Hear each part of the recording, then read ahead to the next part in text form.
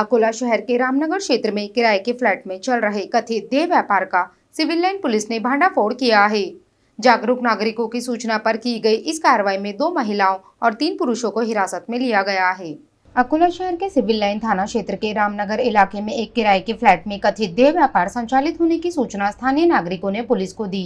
सूचना की पुष्टि करने के लिए पुलिस ने पहले एक फर्जी ग्राहक को मौके पर भेजा। संकेत मिलते ही सिविल लाइन पुलिस ने फ्लैट पर छापा मारकर कार्रवाई की। इस दौरान 2 महिलाओं और 3 पुरुषों को हिरासत में लिया गया। सभी के खिलाफ संबंधित कानूनों के तहत मामला दर्ज कर आगे की कार्रवाई की जा रही है। इस कार्रवाई से पूरे इलाके में हलचल मच गई है। खास बात यह रही कि जागरूक नागरिकों द्वारा समय पर दी गई सूचना और सिविल लाइन पुलिस की तत्परता के कारण कथित देह व्यापार का यह मामला उजागर हो सका। स्थानीय नागरिकों ने इस कार्रवाई के लिए पुलिस का आभार व्यक्त किया है। मामले की आगे की जाँच सिविल लाइन पुलिस कर रही है। या परिसरामध्ये काही भाड्याच्या रूमवरती वेश्या वृत्तीचा व्यवसाय सुरू होता।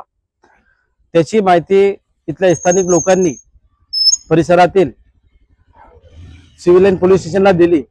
त्यावरूनच पोलीस स्टेशन सिव्हिल लाईनचे पीआय मालती मॅडम यांच्या टीमने या प्रकरणाची शहानिशा करून तत्काळ याच्यावर कारवाई करत ज्या फ्लॅटवरती भाड्याच्या रूमवरती हा वेश्या वृत्तीचा व्यवसाय सुरू होता तिथे त्यांनी धाड टाकून संबंधित सर्व आरोपींना अटक केली आणि काही आरोपी जे बाकी आहेत त्यांना सुद्धा अटक करण्याचे आपल्या कर्मचाऱ्यांना टीमला आदेश दिले आहेत।